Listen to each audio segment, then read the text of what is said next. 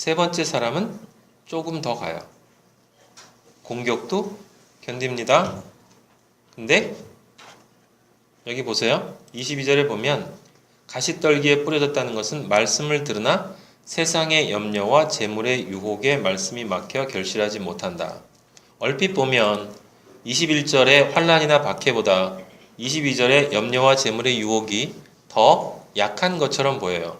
우리는 늘 보이는 것들에 약하기 때문에 진짜 신앙이 있는 사람은 다른 사람이 나에게 때릴 때 예수님 믿는다고 말할 수 있느냐? 이렇게 총을 들이댔을 때 예수님 믿는다고 말할 수 있느냐? 이런 걸로 진짜 신앙이 없나 있나를 판단해요. 근데 여러분, 누가 나에게 총을 대고 너 죽을 거야 살 거야 얘기할 때 내 아집으로도 남 부인할 수 있어요, 여러분.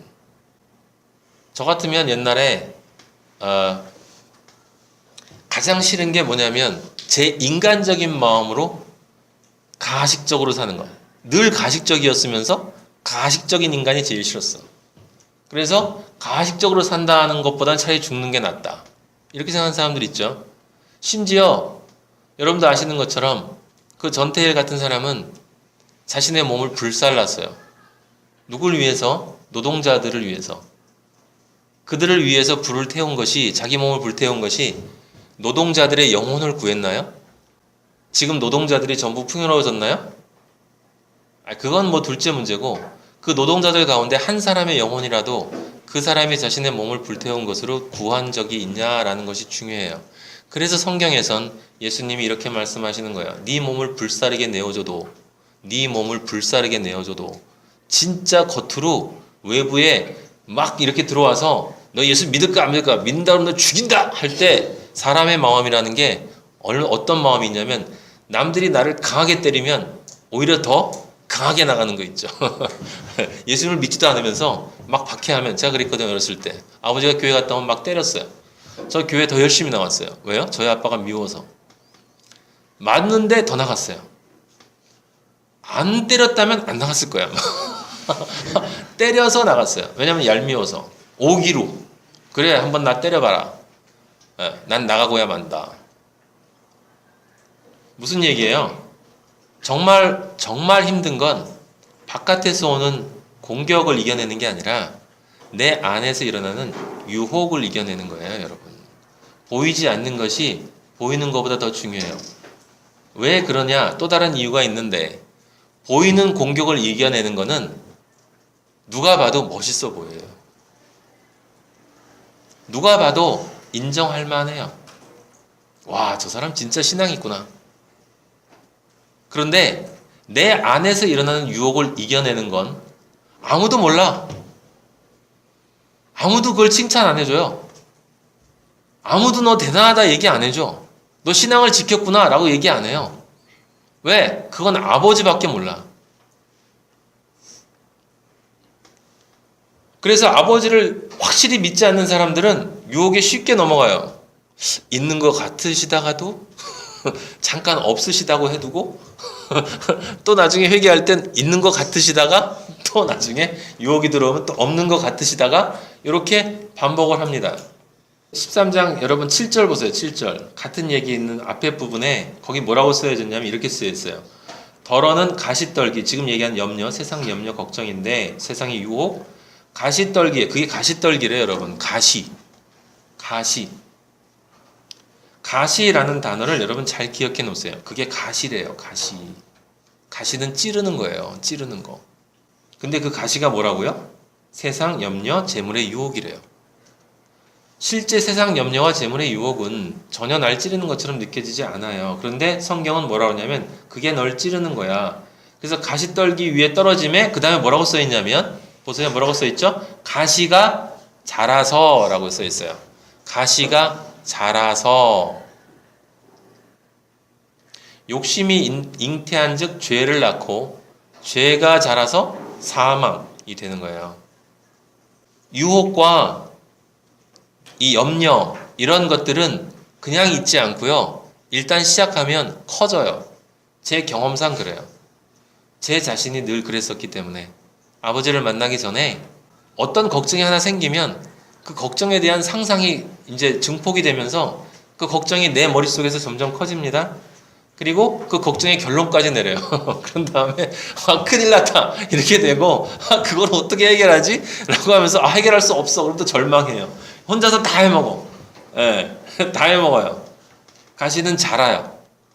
절대로 그냥 있지 않아요. 그냥 가시가 딱 쳐져 있고 너 나가려면 이 가시를 통과해야 돼. 난 찌를 거야. 이러고 있는 게 아니라 내 신앙이 자랄 때 가시는 계속 자라면서 나를 내려놓는다 이 말이죠. 무슨 얘기냐면 그리스도인이 세상에서 하나님만 의지하고 살려고 계속 그렇게 살아도 가시는 내 옆에서 계속 자라면서 야 이것도 염려 안 돼?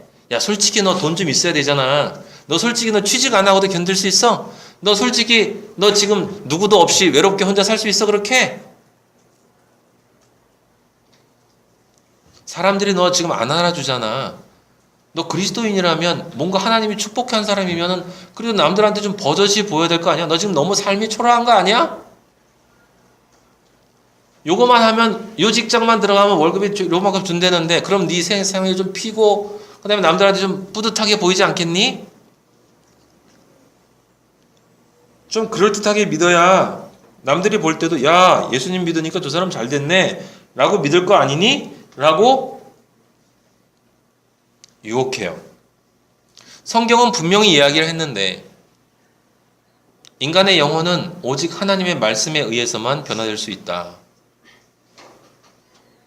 여러분이 대통령 할아버지가 돼도 그 대통령 할아버지가 된 것 때문에 하나님 아버지는 영광의 이응자도 안 받으시고 그 대통령 된 것 때문에 구원받을 사람은 단 한 명도 없다라는 사실을 여러분들은 꼭 기억하셔야 돼요.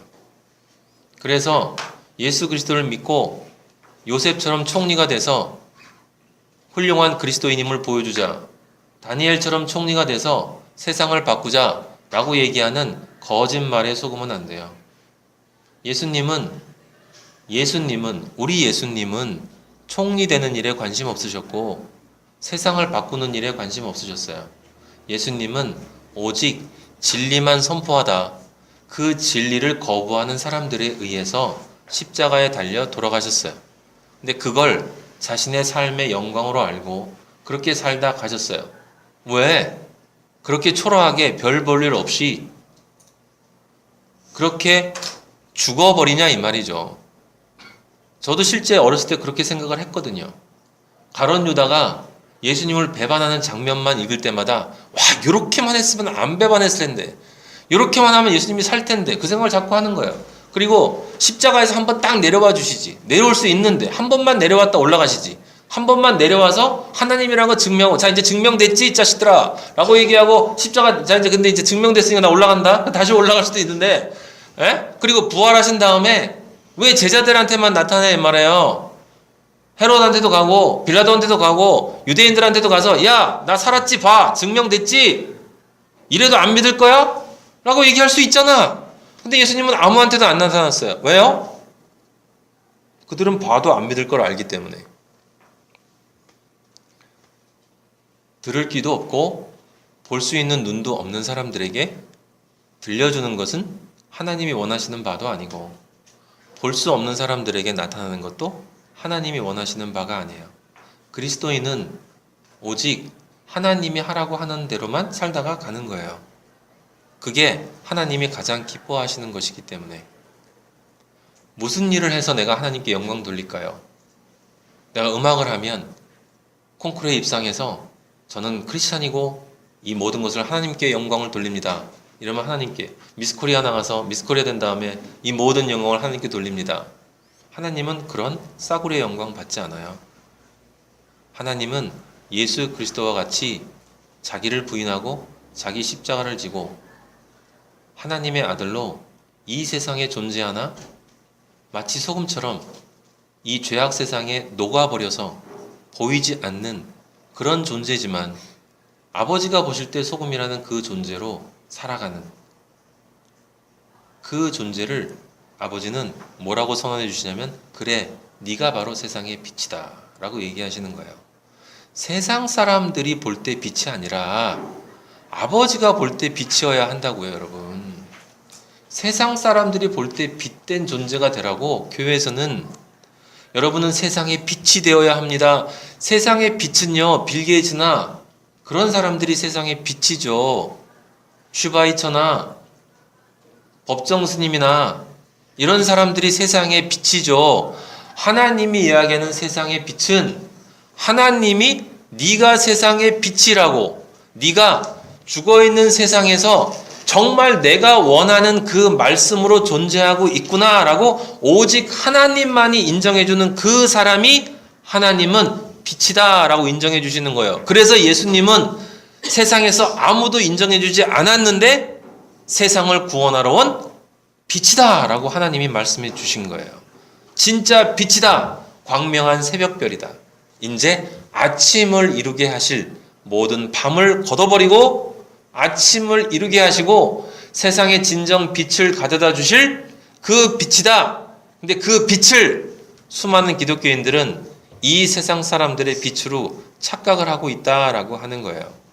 하나님은 그 빛을 뭐라고 그러냐면 어디? 거긴 빛이 없는 곳이야. 빛이 없는 곳이 뭐예요? 어두움이에요. 어두움. 가시는 자라요. 그러면 무엇을 이야기합니까? 여러분들이 우리 아버지를 만나는 그 순간까지 영적 전쟁은 끝나지 않는다라고 하는 것이고, 좀 더 구체적으로 말하면 나를 하나님 아버지를 향한 그 믿음으로부터 분리시키기 위해, 세상과 타협하기 위해, 하나님만 바라보지 말도록 하기 위해서 들어오는 그 유혹과 염려는 내가 이 세상에 존재하는 한 끊임없이 올 거라는 거죠. 왜 존재하냐면 나는 몸으로 이 세상에 존재하고 내 몸 안에는 아직도 선악과를 향한 그 찌꺼기가 남아있기 때문에 그 찌꺼기를 우리 아버지는 반드시 끝에 마지막 가서는 다 소멸시키실 거예요. 그 소멸시키신다는 증거가 어디 나와 있냐면 요한계시록에 나와 있어요. 우리 안에 있는 사탄적인 것, 인간적인 것, 그 다음에 세상적인 것, 모든 것들을 완전하게 소멸시키시고 우리를 하나님의 정결하고 거룩하고 순수하고 보배롭고 존귀한 예수 그리스도의 신부로 너희를 만들어 주겠다라고 우리 아버지는 우리에게 약속하셨기 때문에, 성경에 그렇게 약속하셨기 때문에 반드시 우리를 그렇게 만들어 주실 것이라는 사실을 여러분이 믿고 이 영적 전쟁에서 기쁨으로 승리하며 견뎌내며 살아가야 한다라고 하는 거죠. 다시 말씀드리지만 우리가 무슨 일을 하느냐가 중요한 게 아니라 어떤 존재로 이 세상을 살아가고 있느냐라는 게 중요한 거예요. 여러분이 어떤 직업을 갖느냐가 중요한 게 아니란 말이에요. 우리 아버지는 하나님의 아들이 된 사람은 그가 어떤 직업을 선택하든 그냥 다 축복해 주세요. 그가 이 직업을 선택하면 이 직업에서 축복해 주시고 저 직업을 선택하면 저 직업에서 축복해 주세요. 그 말이 무슨 얘기예요? 어떤 직업을 갖건 그가 이 세상에서 먹고 사는 문제는 아버지가 해결해 주시고, 그거보다 더 중요한 그 축복이라는 것은 뭐냐면 하나님의 아들로 반드시 만들어 주신다는 거예요. 그쵸? 그거는 내가 어떤 직업을 갖고 있는가와는 전혀 별개의 문제예요. 그 하나님의 아들로 지어져 가는 것은 모두 내 안에서 일어난 일이기 때문에, 내 안에서 일어난 일이기 때문에 남들이 볼 때는 내가 하는 일이 영적 전쟁처럼 보이지만 아버지가 볼 때 영적 전쟁은 여러분 안에서 일어나는 일이에요. 내 안에서 일어나는 일. 내가 지금 이 순간에 이 문제에서 내가 아버지를 선택하느냐, 세상을 선택하느냐, 아버지만으로 만족하느냐, 세상과 타협하느냐, 순간순간 끊임없이 그 유혹과 공격이 오는데 그때 너는 정말 좋은 땅으로 남아있을 수 있니? 라고 아버지가 여러분들에게 지금 질문하고 계신 거예요. 그 좋은 땅이 되어야 30배, 60배, 100배의 결실을 맺을 수 있거든. 그리고 꼭 예수님 말씀하시죠. 귀 있는 자는 들어. 귀 있는 자만 들어. 이해할 수 없는 자는 죽었다 깨나도 이해할 수 없으니까 이해할 수 있는 자, 더 정확히 말하면 정말 간절히 이해하고 싶은 자는 내가 말하는 것을 이해할 수 있을 것이다 라고 말씀하시는 거예요.